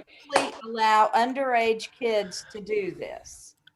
I did it once when I was a kid, and I it was like a bottle of Trimedic. It was like one of like the travel sized ones, and I was kind of a knucklehead when I was in high school. So I drank it around first period, and then by fourth period, I was sitting in math class, basically just rubbing my face constantly. And the teacher wasn't stupid; he knew something was up, and he kept calling on me and asking me to answer questions. But here's the thing: I kept answering the questions correctly. But I was like literally nodding out at the table, like rubbing my face, and he was like, "You need to go to the nurse." I'm like, "Yes, I did." I don't know what you people are talking about. I got in a little bit of trouble for that. I have so many questions. So yeah, it's You so don't wanna many ask. answers. Let's just say I wouldn't recommend it. Yeah, no, I can go to the liquor store and buy PGA if I want to get that drunk that quick. I've never been drunk. I mean, I drink, yeah, but I don't get drunk. And I will tell you why. When I was 15, I lived in Cambridge in the UK, and my roommates, and this is when I was doing old Cambridge University, my roommates were like, we got a dare for you. We got a glass of water. We dare you to drink it. The glass of water was yay big. Oh, they did not. I was 15. True story. And I didn't know what they'd done. It was vodka. So I drank the water. I drank it all. Nothing happened. I was like, okay. They told me afterwards it was vodka. This is why I have a high tolerance. I don't get drunk. I just don't. But it was one of those memories where they tell you afterwards, why are you still alive? What's going on? I just said I'm a short person. Short people rock. Good center of gravity. Yeah. Yes. Still gonna buy all of y'all some Superfly heels. Little fish in them. Yeah, that's actually a great idea. I do too. That shows my age. That's what I want for my live show. I want a whole bunch of short people with Superfly platforms on behind me. There you go. With the little electric lights in them. Yeah, I want all the hype men shorter than me. We borrow Lord Don's fly for it. Yes. He'll be the Superfly. Well, we could blow it up and put it on a banner behind it in the back. I don't know why I brought these down, but when we moved to Tampa, I've got my snow boots, right? Normally the soles are about here. These boots have got like platforms on them. I'm at least 2 inches taller. I'm like, yes. Thank goodness you have snow boots for Tampa. Oh, I know. I was gonna unless you're using it purely for height, they will have no other use. No, I was using them for anti-alligator attacks. Actually, if he goes redneck and uses duct tape, they'll become waterproof boots. Yep. There was a lot of swampland down there, so yeah, This there is you go. true. Those boots can come in handy if I'm surrounded by gators. I can be like, I was just why my feet? There's nothing there. That's a fireman. I'm doing just like Steve Irwin. Sammy met him on the pillow. That was interesting. So, with that note, we're going to continue on. But this is the last piece we're going to be for the recording. We've been, out there. It's been fascinating. People have been really talking a lot throughout the system. But I'm going to ask you guys one last thing, and then we're going to continue on with the talk room. So, be paganworld.co, learn what it is. So do you guys have, each of you, any of you guys have a wish for the next year? I mean, I know we're being silly and people are silly about that, but I'm very serious about my wish magic. So have you guys got wishes out for the year? Is there anything you'd really like to see? It can be selfish, it can be personal, it can be anything else. So I have one. So there's a Japanese concept called ikigai. How about you, Don? Oh, good, you start. You hear me? Ikigai? Yes, ikigai. It's when your skills and what you love and what you're good at and what the world needs are all aligned. And so therefore you create abundance and you're serving the world all at the same time and doing what you're here to do. And that's, I want to channel Ikigai in my world. So mote it be. So mote it be. Yeah, I love that. So mote it be. My biggest wish? I just wish that people would I wish that people would really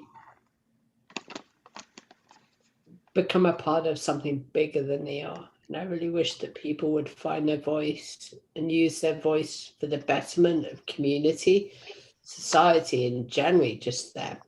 That's my biggest wish ever.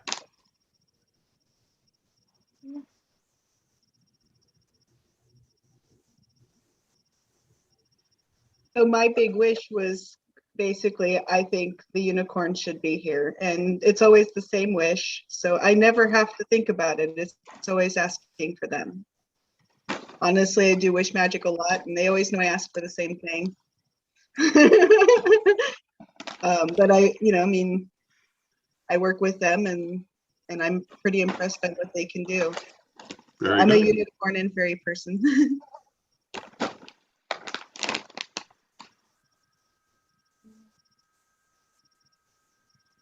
I think the biggest wish we should have, not like we should, but I think the biggest wish could be that we get a whole lot of healing done this year from COVID and division and all the nastiness we've been dealing with.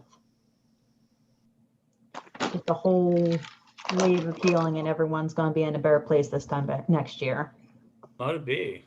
Yeah, absolutely. Mote it be. That be. So I wish that through all of these processes and all of the work and all of the platforming that we are doing and all of that, I hope and I wish for our community as a whole, of the entire pagan community, not just the Corellian tradition, but all of paganism, to come together to some form of acceptance and put an end to the I'm better than you, our tradition's better than yours stuff, and that we can come together and not so much organize as a unit, but respect each other, and that we can have some healing in our own community, because a lot of the infighting that is seen within different traditions of witchcraft, what that ultimately does is divide us further and keep putting everybody in little boxes. And we need to open those boxes. We need to pull everybody out of those boxes and just let people be people. That's my wish.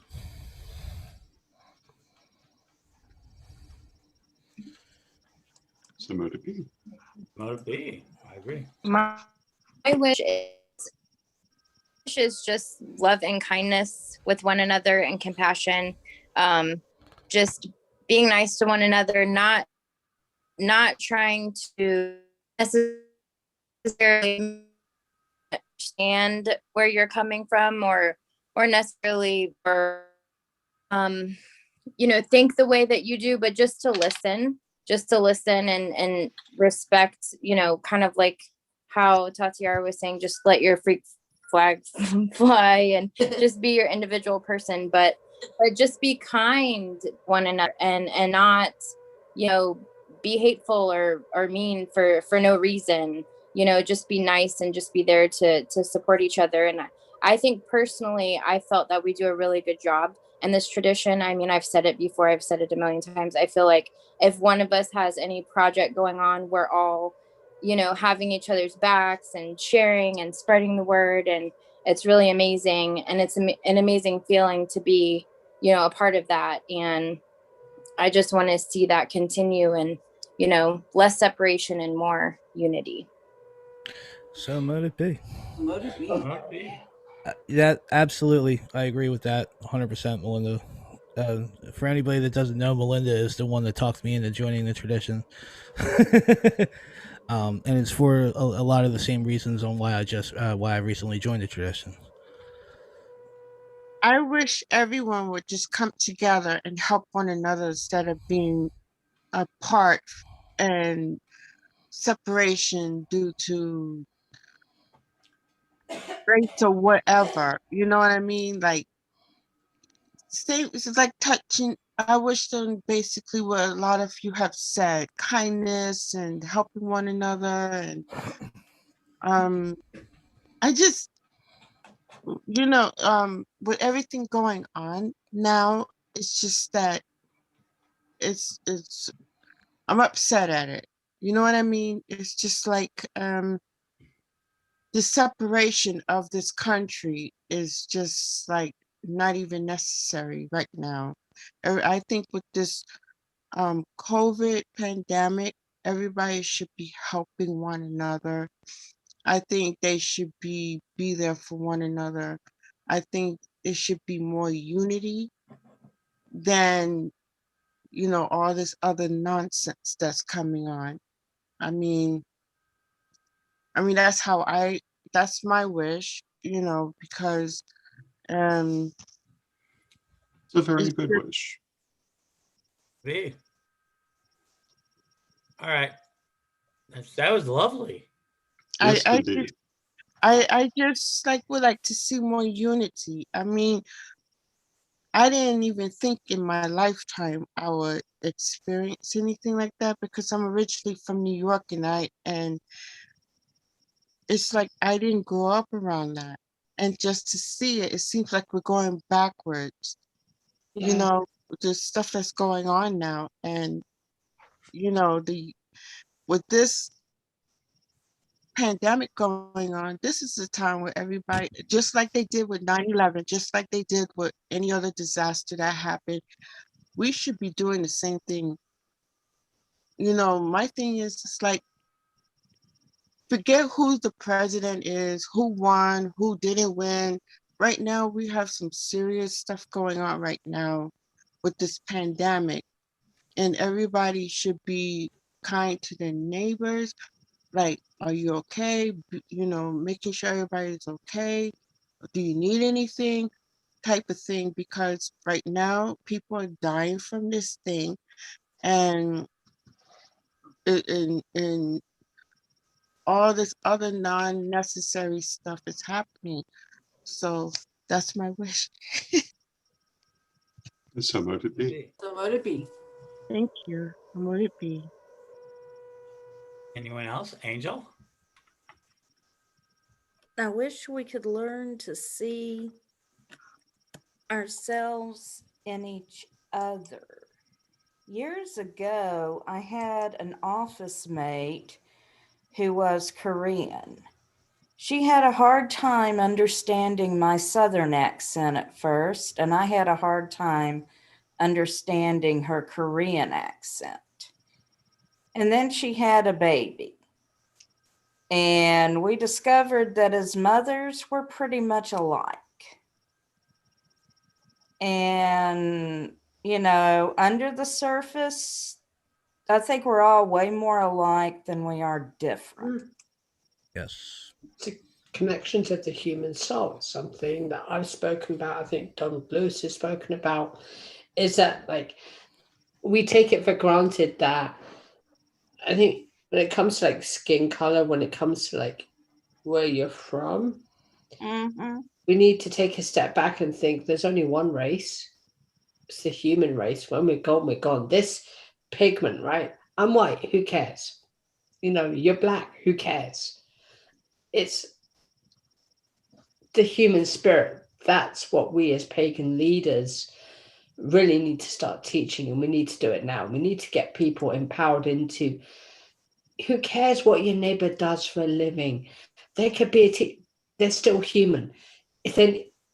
My neighbor next door is a widow, and when we moved in here, I'm already doing her landscaping for her. I'm helping her out, right? Because she's much older than I am by many decades. But I always feel, it's one human race. You got to remember that, what you do now matters. How you teach now matters. You know, it's one of the reasons why I came to witch school is I was watching all these videos. I saw Lord Don on YouTube, and I'm like, yeah, this is where I want to be. This is the message that I want to portray is what you do now matters. And I think we need to get people over pigment, this thing, and we need to remind them that we're all human. We're not perfect, but we need to work with each other. We need to inspire each other. Most importantly, we need to lead each other, right? Just because you're a leader means nothing, but you inspire people into acting, right? One voice is just a voice in the wind, but all those voices combined makes that wind. Mm-hmm. I agree.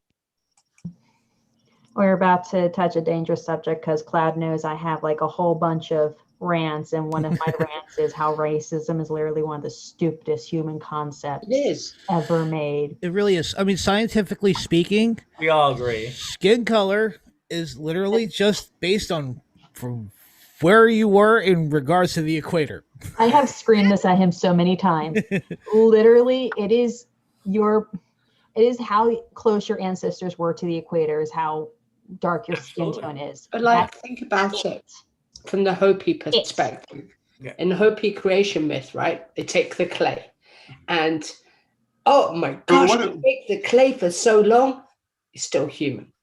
What it really comes down to is that we need to see the differences between us as a good thing that enriches us and not as a problem. Exactly. And we must lead the way in making this part of our lives. I agree. We must be the change we wish to see. We are the change. We've already become that. So I'm going to make that. Angel, did you have a wish? Someone muted her head, so you have to unmute so she can talk.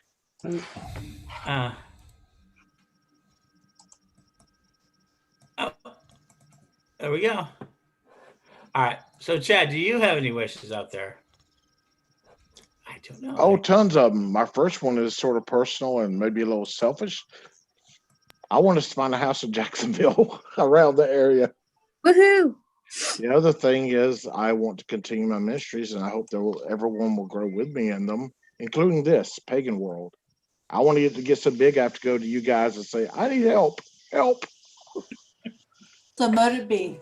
Mote it be. And also just quickly piggybacking on that, that was kind of my idea for when I sort of scheduled my initiation was just 2 days before my birthday. So talking about birthdays, wishes, and manifesting and things. For my first degree initiation, I thought, what better way to remember and celebrate a birthday than like initiation? And like, I will always remember that. And personally, I want to move forward as well with the ministry and, you know, the tea time show that Pam and I are doing, and the Corellian times, and the order that, like, there's so many different things. And it's just funny looking back on readings that I had with Lord Don about how many projects I was going to have in the next coming year that I had no idea I was going to be doing. And they just keep popping up, which I'm very blessed, and I'm very happy to be a part of with all of you guys. So it's awesome. We're glad to have you. Absolutely. And Tea Time is a wonderful show. What you and Lady Pam are doing is phenomenal. I had a blast when I went on your show. You guys are very informative and very relaxing. It wasn't an interview. It was a conversation, you know, doing a very good job with it. Thank you. And we're going to be in Casadega this Saturday, so that's going to be fun. Nice. All right. So, Don, do you have anything? Yes, my wish is for Pagan World to be successful and to be a building block toward all of these things that we're talking about. Fair enough. So, would it be? So I'm going to leave with the last piece, I think. Is anyone else? Once? Twice? I think most importantly for me, I really appreciate everybody sharing it tonight. And if you know me, I'm like I said, I started out is that this has been very meaningful to me to be able to test what I think and what I believe. I think we're at a very special moment. Poor Don and poor people around me get to hear it all the time. Poor Chad. I mean, everybody goes. They always hear my kind of like ranting, raving ideas of the world because I am substantially crazy with the future because I see so many possibilities. So, but one of the things that I do believe is happening, and part of my wish this year was to express something new called a telecosm. We have now an incredible ability that the world doesn't understand. If I told you in 1993 that the World Wide Web was about to come in, would you have believed me? I know the answer already because only a handful of people did. When I started the Daily Spell on one list and say, I'm going to do a newsletter, I'm going to do a planetary newsletter, would you have believed me? I know the answer. When I said I was going to set out to create a school online, and I took it to some of the leaders in the pagan community and said, we can all do this together. I would say, would you believe me? And I'm fortunate, many people in this room did, but so many in the world did not. When I said I was going to do a 7-day-a-week radio station, how many believed me? I wore myself out talking every single night for weeks until my friends finally said, okay, Ed, we're going to join your project. And 12 years later, we have over 6,000 hours of audio. Magic TV, people said, oh, wow, what do you mean? I said, I want to post videos on television. And Magic TV, I even trademarked it. And it was like, magic is everywhere. So, TV is everywhere. Magic is everywhere. So is TV. Yeah. And that was a prediction of the screens. And we eventually joined YouTube on it. Over and over again, I've seen things that are going to happen in the internet world because that's where my mind is. I'm not so great with the people. I'm very fortunate that I have a great tradition. I have Don and Stephanie and everybody that's been around tonight on this show, and so many people around that have done so much work explaining my spirituality, because I can't explain my spirituality. But what I can explain to you, and Pagan World is the next step, is how you can interact with the world and be meaningful and get the resources that you need and get your message out. Because if I have done anything throughout the ages, it isn't that Ed the Pagan is famous for Ed the Pagan stuff. You know what Ed the Pagan is famous for? He identifies and gets your voice out there. The voices of the pagan world. We get the media out there. We make sure that we're going to be remembered. And pagan world is all about one thing at the end of the day. That which we remembered lives. And what we do today has tremendous leverage. You've never had more leverage on the future than you have today. And we're all the Dawn Star's ancestors. I want to thank everybody for joining me. If you're out there, go to paganworld.co, go to the birthday party. We're going to be on for a little while, but we are going to take our conversation private. So, you never know what's going to happen. Come join us. Join us. Join us. There you go. Come join us. Join us. Wow, that was really